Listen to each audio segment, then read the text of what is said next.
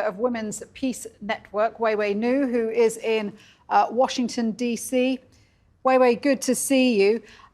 So security forces, as predicted, ramping up their response to the protests. 18 people killed at the weekend. But the protests are continuing. Are people going to carry on defying the military? Definitely. The defiance is so high.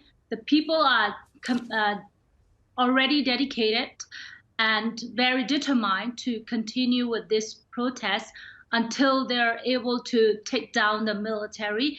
And they are using every available tactic, skills and knowledge, talents they have. And you see this the bloodiest day on 28th February on Sunday, the was crash downs where we have in one day 18 people died and many injured. Many were arrested, brutally beaten and tortured. All of this brutality happened, and people continue to come back with a stronger commitment and determinations, and I don't think it is going to end anytime soon.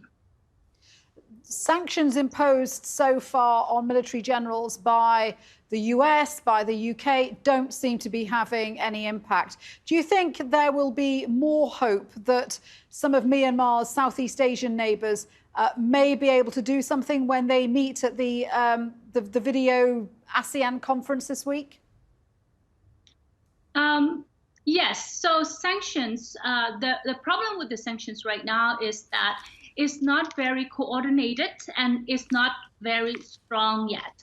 What we need is a more global, coordinated, comprehensive sanctions against the military and military's businesses, its core businesses like MEHL and MEC. We're calling for global comprehensive sanctions, and we're also calling the UN Security Council to put the global arms embargo and even refer situations of Myanmar to ICC.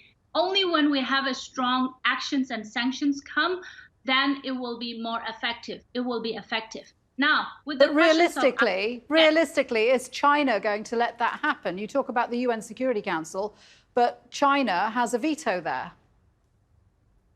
I think we need to look at the history. There are many precedences that China actually had to agree or agreed on the, for instance, even in this case of situations of referral of the situations to the ICC. We have this strong evidences collected by the fact-finding missions and ongoing crimes, continuations of crime by this same military, Myanmar Temador. And, it is more about commitment. It's more about the political will of the members of the UN Security Council than China. So going back to questions of ASEAN, definitely, yes. ASEAN has more better communications with the Myanmar military and Myanmar government in general. And definitely there is a role that they can play. What is more important is the ASEAN governments, ASEAN ministers listen to people's will and,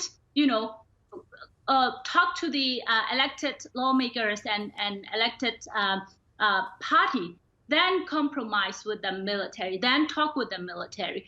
Without talking to the people, without talking to the elected representative, I think we're kind of frustrated on the involvement of ASEANs, that they may not necessarily lead to the change that people wanted. Instead, it would somehow lead to the recognitions of the military coup. So that is the fear of the military people now.